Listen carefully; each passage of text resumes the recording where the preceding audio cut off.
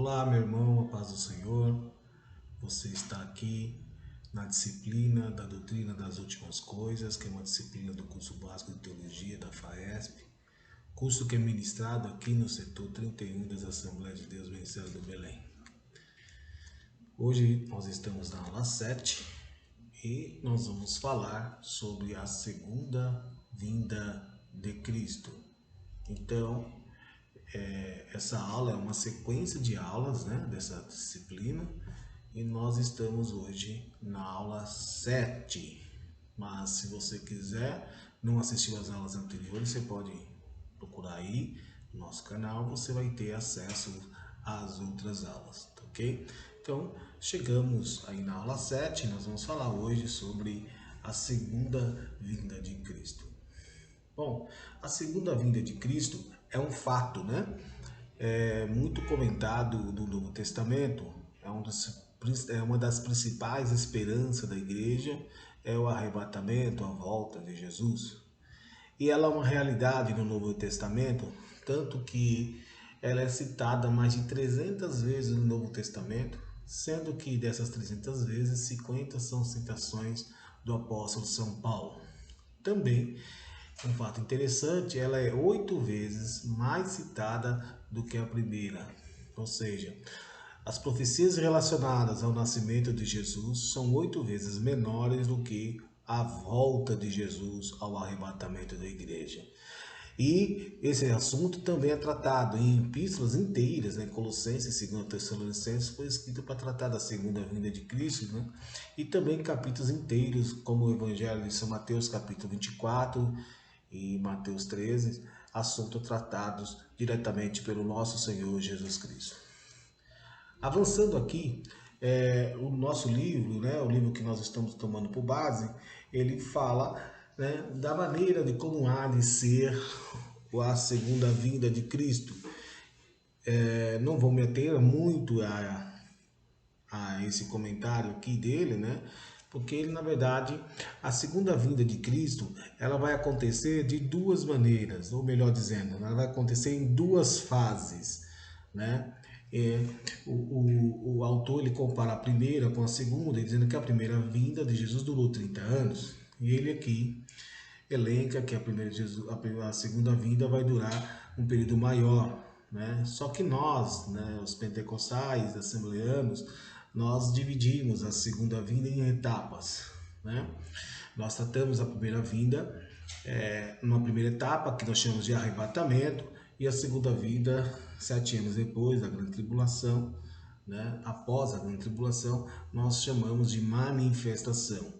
Aqui ele cita textos de como será a vinda de Jesus, mas está misturado aqui nessas referências as duas fases, tá? Mas de todo modo é válido, porque ela dá a característica de como vai ser a segunda vinda no sentido geral.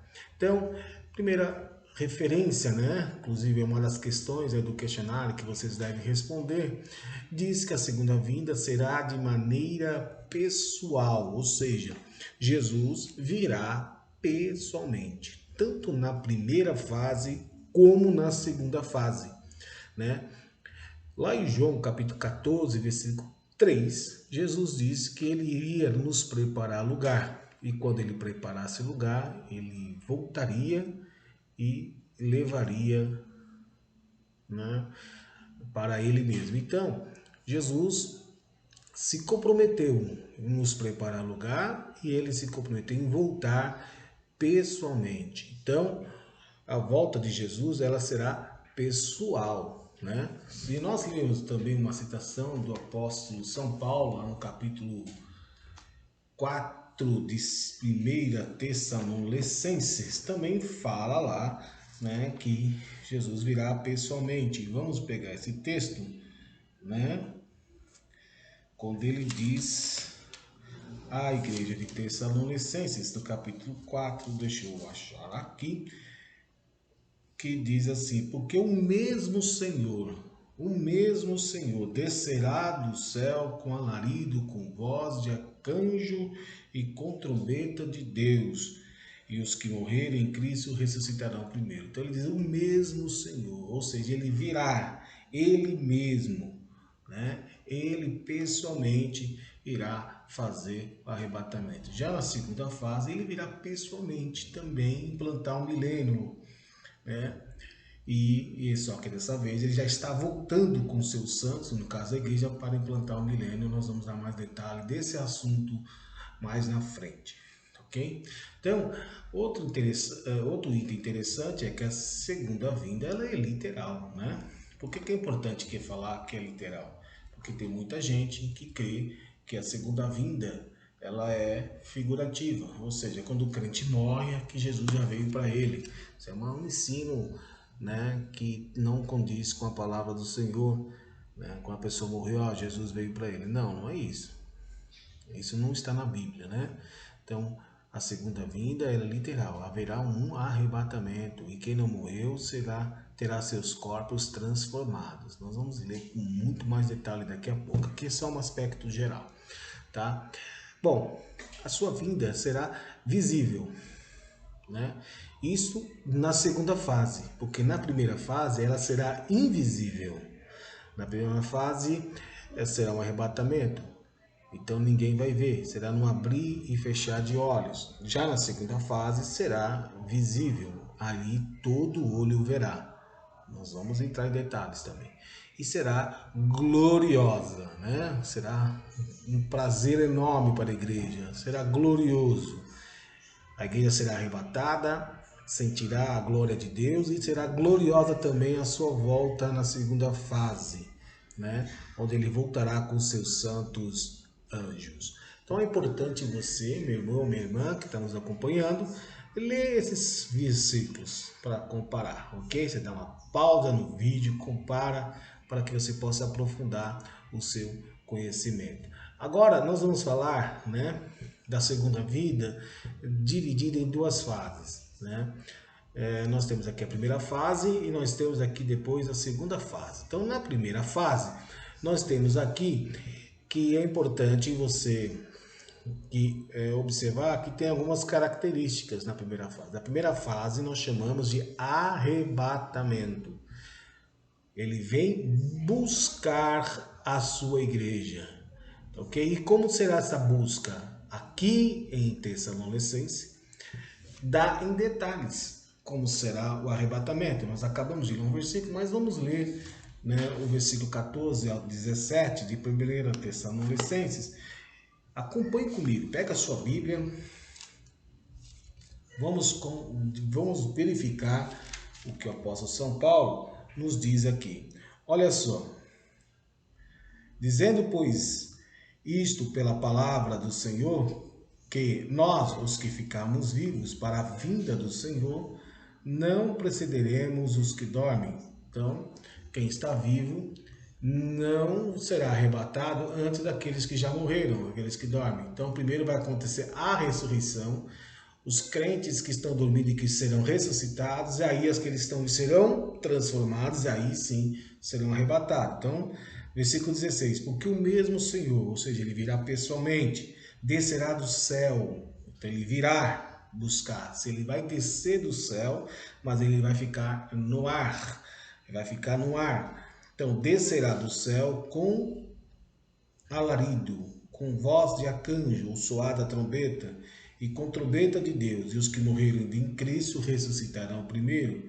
Depois nós, os que ficarmos vivos, seremos arrebatados, e juntamente com ele nas nuvens, a encontrar com o Senhor nos ares, e assim estaremos para sempre com o Senhor. Então, o arrebatamento, né, será no ar. Os mortos vão ressuscitar, vão subir, e o Senhor vai pegar no meio do caminho, né, nas nuvens. Ele virá pessoalmente nos buscar, tá? Então, esse será o arrebatamento, será no ar.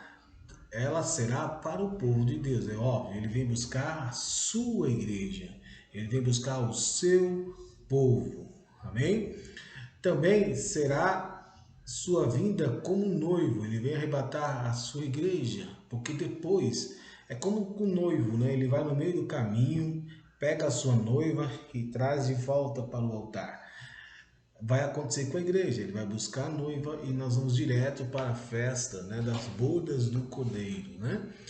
Os justos serão tirados dentre os ímpios. O arrebatamento é isso. O mundo é ímpio, a igreja é justa, o povo é justo, o povo que crê no Senhor. Então Deus vai vir buscar os justos. Os justos serão e só vai ficar ímpio, né? Esses versículos estão aí. Também os justos da terra encontrarão com o Senhor no ar para irem para morar no céu com ele. Nós acabamos de vir aí. Os incrédulos são meramente deixados na terra. Haverá uma ressurreição dos justos, porque o profeta Daniel diz que haverá duas ressurreições. Uns ressuscitarão para gozo eterno e outros para vergonha eterna. Seriam duas fases, serão duas ressurreições. Então aqui é a primeira ressurreição, né? A ressurreição dos justos. E a ressurreição dos injustos, dos ímpios, ela ocorrerá depois do milênio, né? De 1000 anos, há uma diferença de 1000 anos, é de uma ressurreição para outra. Tá? E essa vinda, ela está sempre iminente, né? Nós vamos falar daqui a pouco dos sinais do arrebatamento. Amém? Então, a primeira fase é o arrebatamento, ele vem para a igreja, vem buscar seu povo, e aqui nós acabamos de elencar de como será esse arrebatamento. Agora, nós temos a segunda fase da vinda de Cristo. Então, o que vai acontecer? Presta atenção. Houve o arrebatamento. A igreja subiu com o Senhor. Ao arrebatamento, ela vai para o céu. Vai ficar 7 anos lá no céu. Ok? Depois de 7 anos, a igreja volta com Cristo para a terra, para estabelecer um reino milenal de Cristo. Então, nesse período de 7 anos, irão acontecer 2 eventos no céu. Primeiro evento, as bodas do Cordeiro, que é a festa do casamento do noivo com a noiva, de Cristo com a sua igreja. E após as bodas do Cordeiro acontecerá o julgamento das obras do crente. Não vai julgar os crentes, serão julgadas as obras do crente. Cada um vai dar conta de si diante do Senhor. Nós já falamos disso aqui um pouquinho, e na próxima aula nós vamos dar detalhes das bodas do Cordeiro e também, né, do tribunal de Cristo, né? E aí, depois que acabar esses dois eventos juntos durarão 7 anos, Cristo voltará à terra para reinar. Só que enquanto nós estamos lá, né, no arrebatamento, lá no céu, aqui na terra estará acontecendo alguns eventos, né, que é a manifestação do anticristo, né? O anticristo vai estar reinando aqui na terra, fazendo aí as coisas dele, e Cristo vem destruir o anticristo. Então a manifestação será após os 7 anos, ela será na terra.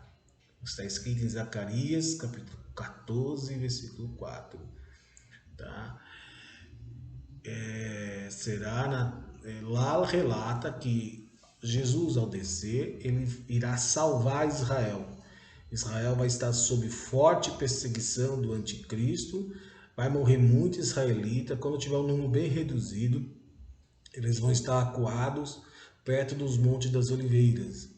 Jesus vai descer e quando ele tocar os pés do Monte das Oliveiras, o monte vai se fender e Israel vai escapar por dentro dessa fenda, né? E depois que Israel passar, o Senhor Jesus vai destruir todos os inimigos de Israel, né? Inclusive o anticristo, e Satanás será preso por 1000 anos, tá bom?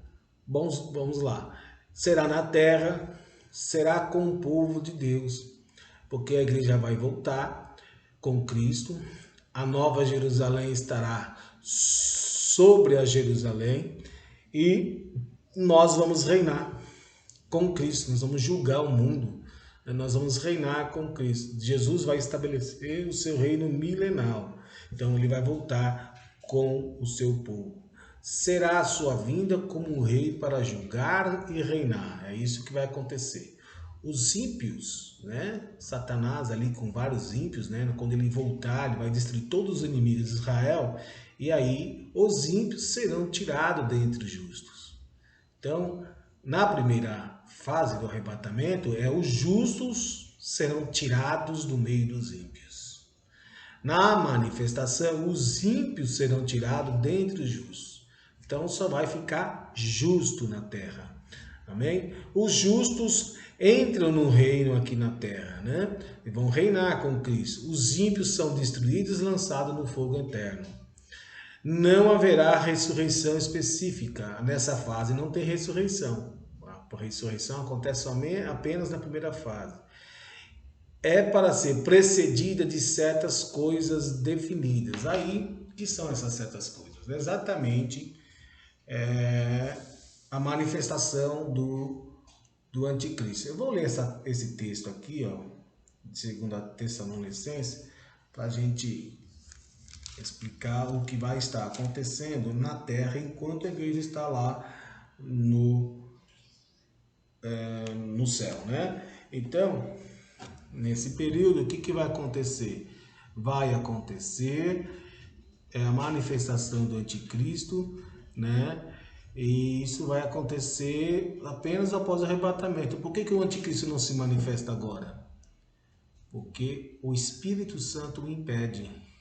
Ele impede a manifestação do anticristo, né? Então, está escrito assim no capítulo 2, versículo 8, que então será revelado o iníquo, a quem o Senhor desfará pelo sopro da sua boca e aniquilará pelo esplendor da sua vinda, né? No versículo, ele não se manifesta ainda, porque no versículo 6 diz assim, e agora vós sabeis o que o detém. Então, existe alguma coisa que detém o anticristo, para que o seu próprio tempo seja manifestado, porque já o mistério da injustiça opera. Somente há um que agora o resiste até que do meio seja tirado. Então, a igreja, a manifestação do anticristo, ela é marcada, ela está sendo resistida pela igreja. Quando a igreja for arrebatada, porque na igreja está o Espírito Santo, aí o espírito do anticristo, o anticristo mesmo vai se manifestar. Então, só que essa manifestação dele vai ocorrer durante 7 anos. Durante 7 anos. Depois que acabar esse período, aí vai acontecer o que está escrito no versículo 20, no versículo 8, né? Então o iníquo será revelado. Porque que acontece o seguinte, o diabo, né, o anticristo, ele vai estar reinando e ninguém vai perceber que é o anticristo, né? Os ímpios não irão perceber, Israel não irá perceber. Só que vai chegar uma hora que a máscara dele vai cair. Vai cair quando? Quando ele entrar no templo de Jerusalém, no templo do judeu, e sentar lá e exigir adoração. Aí o judeu não adora ninguém que não seja Deus. E eles abrirão os olhos e perceberão que se trata de um falso Cristo. Aí Israel vai romper o relacionamento com o anticristo, que é um governo mundial, e o anticristo vai pegar todas as nações e vai se juntar para destruir Israel. Então Israel será massacrado em 3 anos e meio. Aí já o anticristo já é revelado. Só que Jesus aparece no final desses 3 anos e meio, né, para salvar Israel. Então presta atenção. 7 anos. Você corta no meio 7 anos. 3 anos e meio, 3 anos e meio. O primeiro período de 3 anos e meio, falsa paz. Governo mundial, prosperidade, falsa paz. Na metade desse período, anticristo ele é descoberto, ele é revelado. Aí o que vai acontecer? Então será revelado o iníquo, está falando dele, a quem o Senhor desfará com o sopro da sua boca e o aniquilará pelo esplendor da sua vinda. Essa é a segunda fase da vinda, pela sua vinda. E aí destrói o anticristo, os inimigos dele juntos, e aí estabelece o reino milenar de Cristo. Aqui no meu slide está marcado erroneamente que os ímpios serão destruídos e lançados no fogo eterno. Essa destruição é no final, né? Não é agora, é no final do milênio. O que vai acontecer aqui, os ímpios serão tirados, tal, serão punidos, muitos serão punidos, serão mortos, mas ainda não é a fase de jogar no fogo eterno. O que vai acontecer no final desse período, quando Satanás for destruído pelo sopro da boca do Senhor, é que ele será preso por 1000 anos. Essa destruição definitiva do lançado no fogo eterno é após o milênio, tá bom? Avançando aqui, então, meus amados, o tempo da sua vinda é um tempo que Jesus disse que, quando estava na terra, que só o Pai sabia. É óbvio que agora o Senhor sabe, porque na condição de homem, ele não tinha essa informação, pode-se assim dizer. Agora glorificado na condição de Deus, porque ele foi glorificado novamente, né? Foi arrebatado, assunto ao céu e foi recebido em glória. Então é um assunto divino, é um assunto que Jesus falou que nem os anjos do céu saberia. Entretanto, é por isso que nós dizemos que esse evento é um evento incerto aos homens, né? É também um evento que sempre está na iminência de acontecer, né? É um evento que está aí, não sabemos a hora, por isso que Jesus falou, vigiai, né?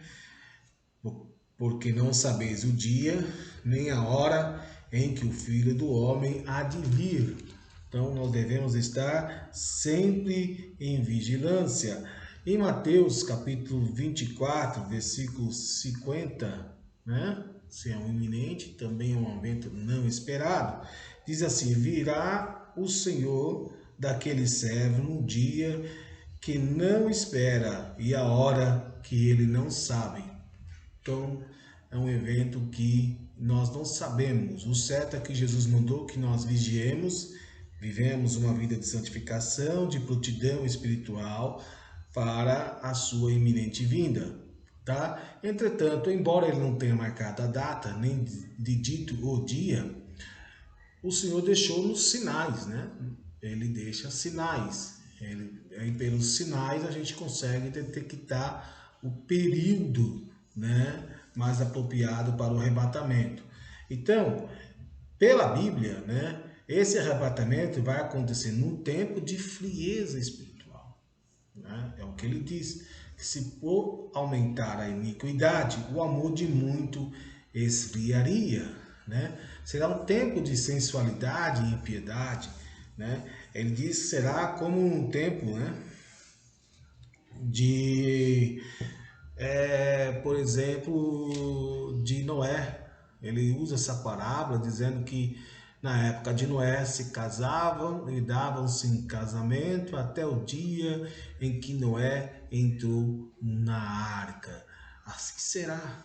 Na época de Noé, o mundo estava em casavam-se, davam-se em casamento, Jesus falou. Estavam vivendo um momento de muita impiedade, semelhante aos nossos dias, né? E então as pessoas estão vivendo como se Deus não existisse, como se Deus não fizesse parte da existência deles, e se casando, dando casamento, homem com homem, mulher com mulher, e por aí vai. É nesse período, né, que Jesus está para vir. São sinais citados pelo nosso Senhor. Amém? Então, capítulo 24 de Mateus, versículo 12, diz assim, e por se multiplicar a iniquidade, o amor de muitos se esfriará. Tem muita gente, né, irmãos, que já desistiram, já duvidam, né, da Bíblia, das palavras do Senhor, mas há uma promessa aqui, versículo 13, dando sequência aqui, mas aquele que perseverar até o fim será salvo. Então, esse é o tempo, né? Agora, há outros tempos, né, da vinda de Jesus, é esse. Agora vamos falar dos sinais. Ele não falou o tempo, né? Nós não sabemos o tempo, mas ele nos deixou sinais. Alguns sinais que indicam qual é o tempo da volta de Jesus. Então, os sinais vão acontecer conforme nós vamos mostrar daqui para frente, desse ponto da aula para frente.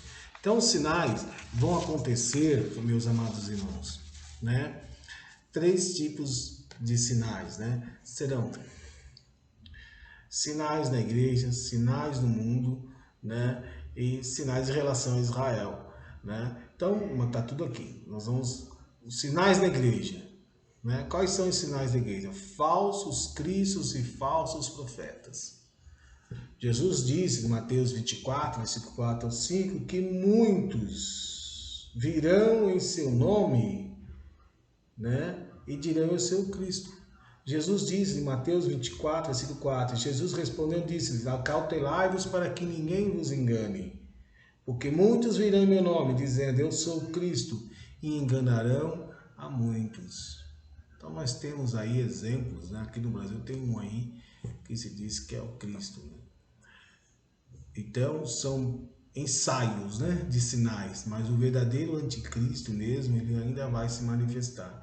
Então haverá também muita apostasia, né? Muita apostasia. Muita gente que andava no caminho certo, depois vão abandonar a fé, né? Vão apostatar da fé, vão envergonhar o evangelho, né? Isso já está acontecendo, né? Isso já ocorre, né? Olha só, 1 Timóteo capítulo 4, versículo 1 diz assim: mas o Espírito expressamente diz que nos últimos tempos acontecem esses sinais que nós vamos mostrar agora. Apostatarão alguns da fé, dando ouvidos a espíritos enganadores e a doutrinas de demônios. São sinais, né, da segunda vinda de Jesus, né?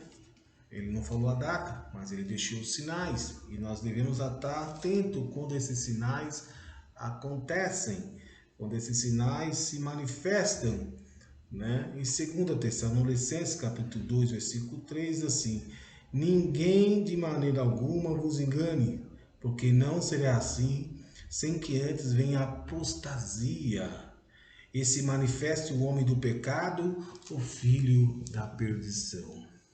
Então a apostasia já está acontecendo. Você quer um exemplo de apostasia? Por exemplo, a Bíblia inclusive, a Bíblia para gay. Alguém que era crente, agora criou uma Bíblia para gay. Traduzindo, estão mexendo na tradução, tirando a palavra Deus no sentido masculino e implantando outra palavra Deus no sentido feminino. Por exemplo, isso é uma apostasia, né? Então, a apostasia está acontecendo aos montes, já estamos vivendo sinais, né, da vinda de Cristo na igreja, né? Doutrinas de demônios, muitos ensinos que estão sendo ensinados na igreja, em algumas igrejas, algumas denominações, são doutrinas de demônios. Por exemplo, tem igrejas aí que não acreditam, ele não sabe se ele foi predestinado ou não, né? Ele não sabe. Não estou na igreja, mas se eu vou ser salvo, eu não sei. Lá no dia do arrebatamento eu vou descobrir. Eu não sei se eu sou escolhido. Ou seja, que sentido, que graça tem a pessoa viver uma vida de santificação, se consagrar, viver para Deus e não ter certeza da sua salvação. Não ter certeza que se seus filhos foram predestinados ou não. Só pode ser doutrina de demônio. E perseguição aos crentes. Isso aí nunca parou de acontecer. Perseguição aos crentes. De diversas maneiras. Já acontece e sempre aconteceu. Crentes perdiam as suas vidas fisicamente. Isso acontece em muitos países. Na China, no Oriente Médio, aqui na América Latina. Tem países que perseguem cristãos de maneira bem ferrenha. Na Venezuela, na Colômbia, né? E aqui no Brasil a perseguição é política, né? Então todas as personagens que se declaram evangélicos ou cristãos, eles são terrivelmente perseguidos. Então isso também acontece. Bom, sinais na vida da igreja, né? Acabamos de citar alguns, e sinais no mundo. Então, Jesus falou que haverá sinais do céu. Eu vou falar disso aqui, mas vamos falar das outras aqui primeiro, tá? Guerras, pestes, fomes, conflitos e terremotos. Pestes, nós estamos vivendo no meio de uma peste. Essa pandemia do coronavírus, né, também não deixa de ser um sinal da volta do nosso Senhor Jesus. Terremotos. Bom, segundo alguns geólogos, né, o número de terremotos eles têm aumentado assustadoramente nos últimos 20 anos.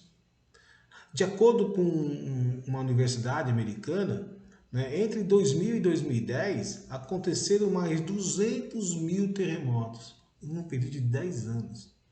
Né? Desses, somente 100 mil são percebidos. Né? A maior parte dos tremores ocorre em escalas imperceptíveis ao ser humano. Então, são sinais. Né? Agora, sinais do céu. Né? Eu vi uma vez um vídeo na internet, vocês devem, não sei se vocês já viram, né? Existem pessoas que produzem efeitos especiais no céu. Eu vi uma vez uma imagem de uma pessoa que estava na beira da praia e olhando para o céu, e lá de longe eles viam os anjos tocando. Assim, parecia um negócio tão real, as pessoas olhavam aquilo assustados, né? E na verdade eram efeitos especiais, sinais no céu, né? Também isso pode estar relacionado, além disso, que o anticristo vai usar esses artifícios, mas existem verdadeiros sinais ocorrendo também, que são os terremotos acontecidos por meteoros, por exemplo, né? Vai acontecer esses eventos, né? Que as pessoas não sabem explicar, são sinais que acontecem no mundo. Bom, avançando aqui, nós temos aqui outro item no livro, que é o propósito da segunda vinda. Né? Qual é o propósito? Né? Por que Jesus vem? Né? Quais são os seus propósitos? Então vamos ver aqui, de acordo com o livro, em relação à igreja. Qual é o propósito em relação à igreja? Primeiro, é para a ressurreição do justo, para arrebatar a igreja, transladação do justo, arrebatamento, julgamento dos crentes e o casamento de Cristo com a igreja. Então, Jesus vem, né? Nós já explicamos sobre a ressurreição, é uma aula que está gravada, a transladação dos vivos, das pessoas que não morreram, mas estarão vivos na época do arrebatamento, né? O arrebatamento e o julgamento dos crentes, que é o tribunal de Cristo e o casamento de Cristo com a igreja, que é as bodas do Cordeiro. Então, são os eventos que vão acontecer em relação à igreja. Agora, em relação a Israel. Bom, em relação a Israel, será a salvação de Israel. Como eu disse para vocês, enquanto a igreja estará no céu, nas bodas do Cordeiro e no tribunal de Cristo, estará ocorrendo aqui na terra o governo do anticristo, né? Que durará 7 anos, e em determinado momento esse anticristo se voltará contra Israel e vai destruir Israel. Mas no final desse período de 7 anos, Jesus voltará com a sua igreja numa volta visível, todo olho verá, né? E ele vai salvar Israel do anticristo, ele vai soprar e vai destruir o anticristo e os inimigos de Israel. E aí vai acontecer um evento, Israel vai reconhecer Jesus. Que até hoje Israel não reconhece Jesus. Eles não reconhecem que mataram Jesus, não reconhecem Jesus como Messias. Mas nesse dia eles vão olhar para Jesus e vão reconhecer Ele como Salvador. Eles vão ver as marcas na mão do Senhor Jesus. Eles vão ver a maneira gloriosa e milagrosa com que eles foram salvos. E aí eles vão reconhecer Jesus e vai acontecer esse fenômeno, né? Israel será congregado à sua terra novamente. Então, vai haver uma restituição da terra de Israel. Então, Israel, hoje, né, ele está na sua própria terra, vivendo como se fosse estrangeiro. Os inimigos estão em volta de Israel, né, tomaram já um bom pedaço, porque a faixa de Gaza inteira pertence a Israel. Tem um pedaço da Jordânia que pertence a Israel, que estão em posse de outros países. Mas no reino milenar de Cristo, na volta de Jesus, na sua segunda vinda, na sua manifestação, Deus vai restituir a terra que pertence a Israel. Israel, né, participará do milênio e será salvo por Jesus. Outro propósito, né, em relação ao anticristo. Bom, isso aqui é muito importante, eu gastar alguns minutos explicando para os irmãos que existe uma coisa que é um reino, o governo mundial. O governo mundial sempre foi uma intenção de Satanás estabelecer o governo mundial. Esse espírito de governo mundial existe desde Gênesis. Você lembra do evento da Torre de Babel? Pois é. Ali foi a primeira vez que Satanás seduziu as nações, as pessoas, a implantar o reino mundial, o governo mundial. Então eles disseram, vamos construir uma torre, ninguém foge para longe, todo mundo fica aqui pertinho, nós seremos um só povo, nós falaremos uma só língua, nós teremos um só comércio, ou seja, tudo que é um governo centralizado, né?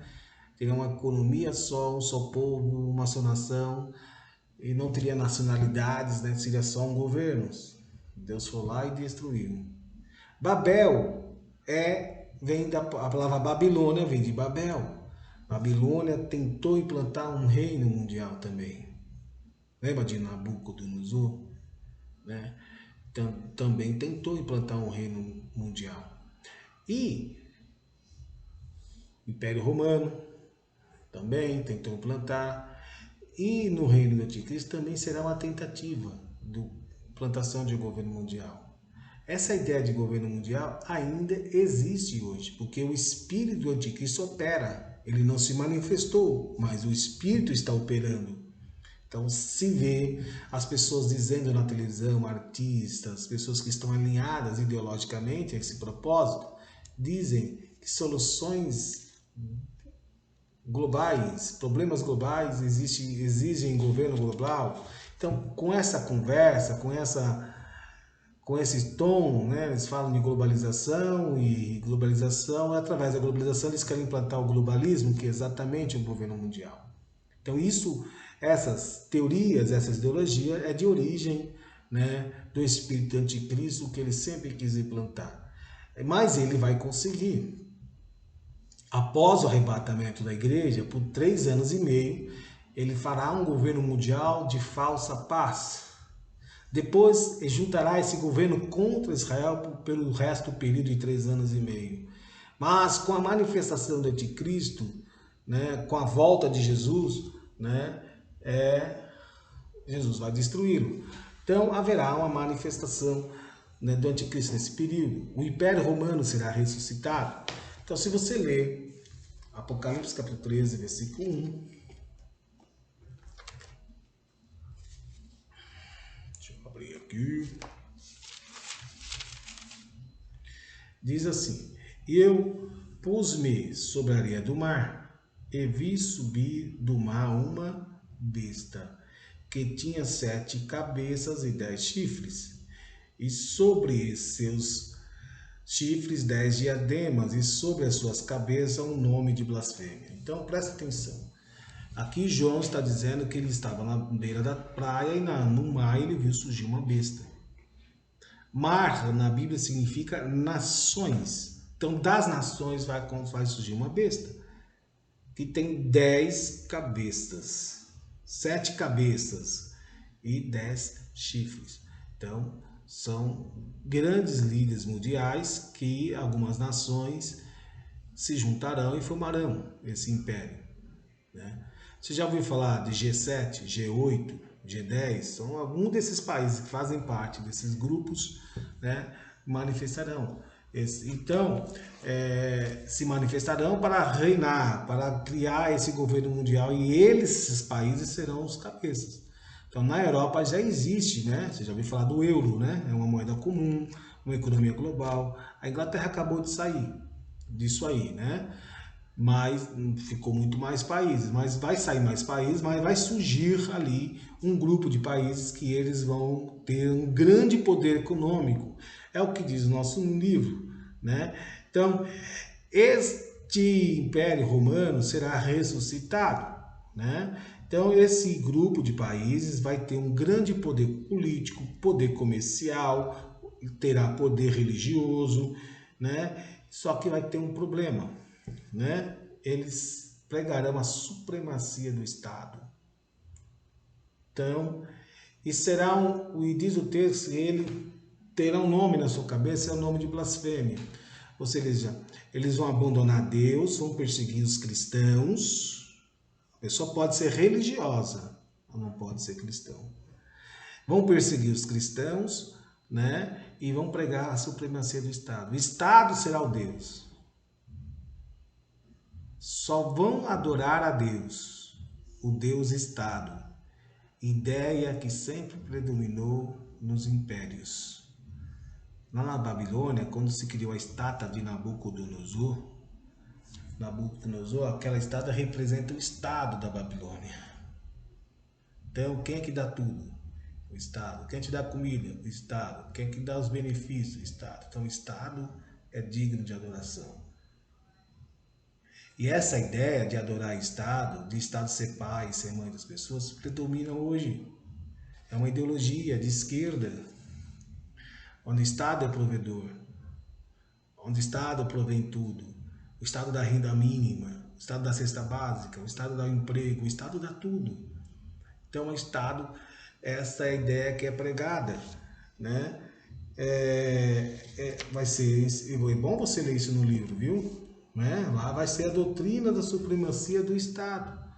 O governo é o supremo poder, né? Então tentaram fazer isso lá na época de Daniel. E quem não adorar o Estado, a besta vai exigir adoração. Quem não adorar a proposta posta por anticristo não poderá comprar, não poderá comer, não poderá se alimentar. Isso aconteceu com Daniel e seus amigos, que não se prostraram diante da estátua de Nabucodonosor. Então foram perseguidos e jogados na fornalha. Ok? Então isso vai acontecer. Então, quem não adorar a besta será acusado de crime de traição, né? Então nós estamos vendo hoje essa tentativa, né, de implantar esse tipo de regime, desde o fascismo, quando diz assim, Mussolini diz tudo pelo Estado, nada fora do Estado, né? E nós vemos hoje todos os partidos do Brasil falando que o Estado é indutor da economia, o Estado precisa fazer isso, o Estado é aquilo, né? Então é o espírito do anticristo, ok? Também o Império Romano também tinha isso, perseguia os cristãos, porque os cristãos não adoravam, não veneravam a imagem de César, porque a imagem de César era símbolo do Estado romano, era símbolo do Império Romano. Então os cristãos foram perseguidos, não tanto por sua lealdade a Cristo, mas porque se recusaram a adorar a imagem de César, e César para eles é o Senhor. Então vai ter muito disso. Tinha cristãos que adoravam a César para não morrer. Hoje tem cristão que também depende do Estado. Confia no Estado, não depende de Deus.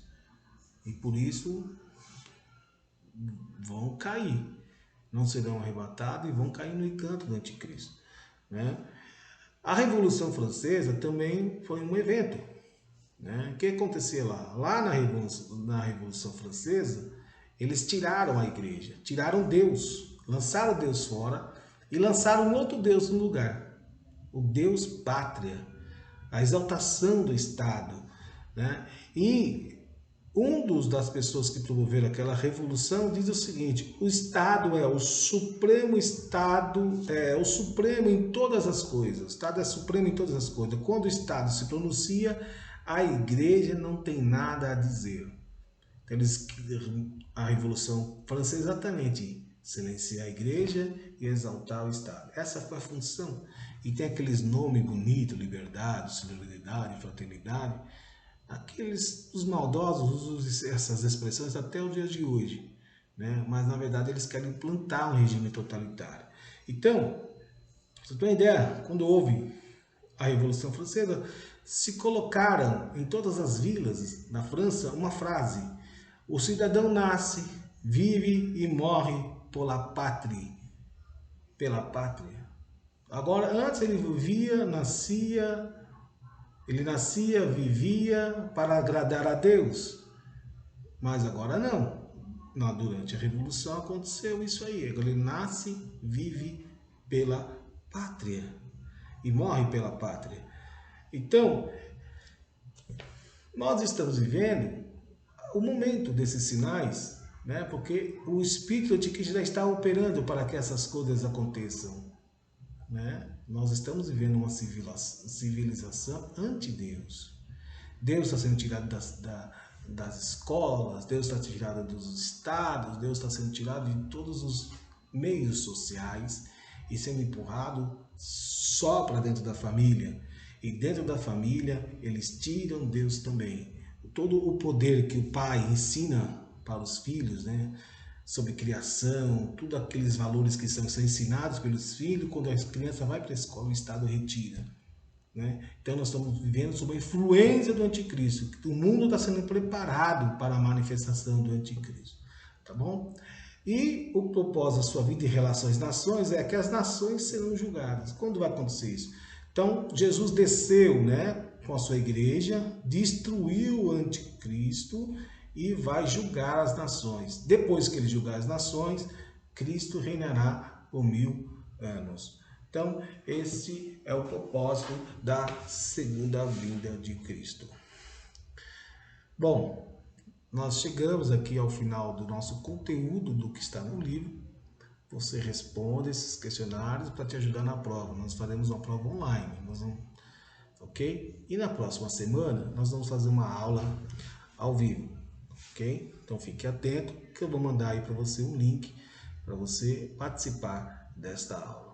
Ok? Fique com Deus e que o Espírito Santo fale melhor em vossos corações. Amém.